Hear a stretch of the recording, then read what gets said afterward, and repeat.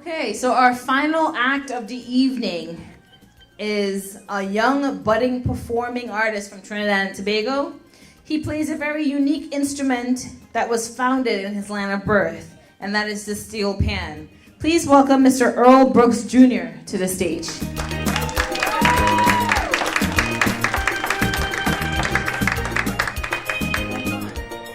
Thank you for coming. How are you feeling today? I'm good.